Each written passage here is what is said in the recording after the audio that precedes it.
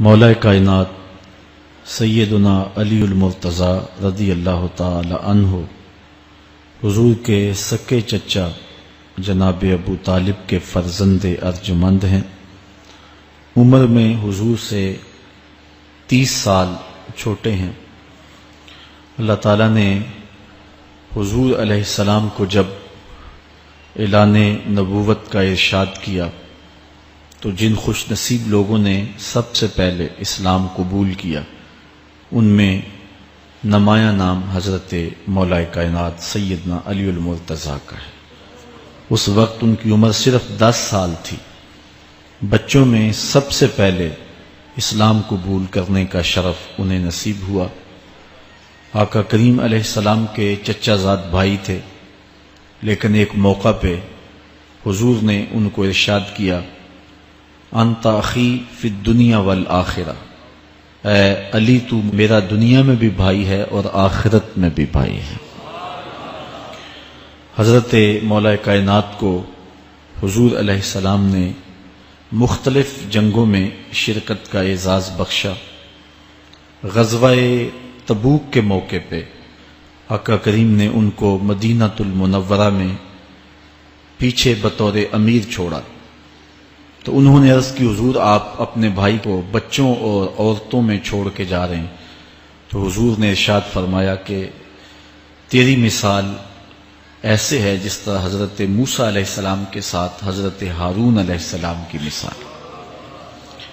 حضرت مولا کائنات کو حضور نے یمن کا حاکم اور امیر بنا کر بھی بھیجا تھا، اور ان کے ساتھ رشتے کی گہرائی یہاں تک ہی نہ رہی بلکہ حضور نے اپنی لاڈلی صاحبزادی حضرت سیدہ فاطمہ الزہرا رضی اللہ تعالی عنہا کا نکاح بھی حضرت علی المرتضیٰ سے ہی کیا۔ ہجرت کی رات اپنے بستر پہ انہیں لٹایا۔ آقا کریم علیہ السلام نے ان کے لیے بہت سارے اعزازات قائم کیے، اور ان کے فضل و شرف میں بہت ساری احادیث ہیں جو کتب احادیث میں موجود ہیں۔ حضرت زر بن حبیش رضی اللہ تعالی عنہ روایت کرتے ہیں کہ میں نے مولا کائنات سیدنا علی المرتضیٰ سے سنا، وہ فرماتے ہیں کہ رسول کریم نے میرے بارے میں ارشاد کیا کہ اللہ یحبنی الا مومن ولا یبغضنی الا منافق، کہ علی تیرے ساتھ مومن کے علاوہ کوئی محبت نہیں کرتا اور منافق کے علاوہ تیرے ساتھ کوئی بغض نہیں رکھتا۔ حضرت علی المرتضیٰ فرماتے ہیں کہ اگر میں کسی مومن کی ناک پر تلوار بھی ماروں تو وہ میرے ساتھ بغض نہیں رکھ سکتا، اس لیے کہ میرے رسول نے فرمایا، اور اگر میں کسی منافق کے سامنے دنیا کے سارے خزانے ڈھیر کر دوں وہ میرے سے پھر بھی محبت نہیں کر سکتا۔ حضرت مولا کائنات رضی اللہ تعالی عنہ اللہ اور اس کے رسول کے محبوب تھے۔ غزوہ خیبر کے موقع پہ حضور نے ارشاد فرمایا، حضرت سہل بن سعد سے روایت مروی ہے، لَأُعْطِيَنَّ هَذِهِ الرَّايَةَ غَدًا رَجُلًا يَفْتَحُ اللَّهُ عَلَى يَدَيْهِ يُحِبُّ اللَّهَ وَرَسُولَهُ وَيُحِبُّهُ اللَّهُ وَرَسُولُهُ۔ فرمایا کہ یہ کل میں اس شخص کے ہاتھ میں پرچم دوں گا کہ جو اللہ اس کے رسول سے پیار کرتا ہے اور اللہ اس کا رسول اس سے پیار کرتے ہیں، اور اللہ اس کے ہاتھوں سے فتح عطا کرے گا۔ کہتے ہیں اگلے دن ہر شخص کے سینے میں دل مچل رہا تھا کہ حضور ہمارا انتخاب کریں اور جھنڈا ہمیں عطا کر دیں، لیکن فرماتے ہیں کہ حضور نے ارشاد فرمایا، این علی بن ابی طالب، علی بن ابی طالب کہاں ہے؟ تو ہم نے عرض کی کہ حضور ان کی آنکھوں میں آشوب ہے۔ فرمایا انہیں بلاؤ۔ بلایا گیا تو حضور نے اپنا لعاب دہن مولا علی کی آنکھوں میں لگا دیا، بیماری دور ہو گئی، اور پھر حضور نے ان کے ہاتھ میں جھنڈا دیا اور اللہ نے اسی دن ان کے ہاتھوں میں فتح عطا فرما دی۔ حضرت زید بن ارقم رضی اللہ تعالی عنہ سے روایت مروی ہے، اس کو تھوڑے سے الفاظ کے فرق کے ساتھ حضرت برا بن عازب نے بھی روایت کیا۔ ترمذی میں یہ حدیث ہے، اور یہ کسی ایک صحابی سے مروی نہیں ہے، اس حدیث کی شہادت 30 صحابہ نے دی ہے۔ بعض علماء نے لکھا ہے کہ یہ حد تواتر تک پہنچتی ہے، اور یہ صحیح ترین حدیث ہے، 30 صحابہ نے یہ حدیث حضور علیہ السلام سے سنی اور اس کی گواہی دی۔ حضرت زید بن ارقم رضی اللہ تعالیٰ عنہ روایت کرتے ہیں کہ حضور نے ارشاد فرمایا من کنت مولا ہو فعلی مولا، جس کا میں مولا ہوں اس کا علی مولا ہے۔ حضرت عمران بن حسین روایت کرتے ہیں کہ حضور نے مولا کائنات سیدنا علی المرتضیٰ کے بارے میں ارشاد کیا ان علی منی وانا منہ فہو ولی کل مومن، علی مجھ سے ہے اور میں علی سے ہوں اور وہ ہر مومن کا ولی ہے۔ حضرت ام سلمہ کہتی ہیں کہ میں نے حضور سے سنا ارشاد فرماتے تھے لا یحب علی منافق ولا یبغضہ مومن، علی سے منافق پیار نہیں کرتا اور مومن بغض نہیں رکھتا۔ اور ایک حدیث میں حضور نے فرمایا من سب علی فقد سبنی، جس نے علی کو گالی دی اس نے مجھے گالی دی۔ حضرت مولا کائنات رضی اللہ تعالی عنہ کے حوالے سے ایک فرمان سن لیجئے اور میں اپنے مضمون کی طرف آتا ہوں۔ حضرت مولا کائنات کی ذات کو حضور نے معیار بنایا۔ مسند امام احمد بن حنبل میں روایت ہے، مشقات میں روایت ہے، نہج البلاغہ میں اور باقی کتابوں میں کہ حضرت علی المرتضیٰ فرماتے ہیں کہ حضور نے مجھے دیکھ کر کے کہا کہ اے علی تیری مثال حضرت عیسیٰ علیہ السلام کی ہے کہ ان کی وجہ سے ان کے معاملے میں آ کے 2 لوگ برباد ہوئے۔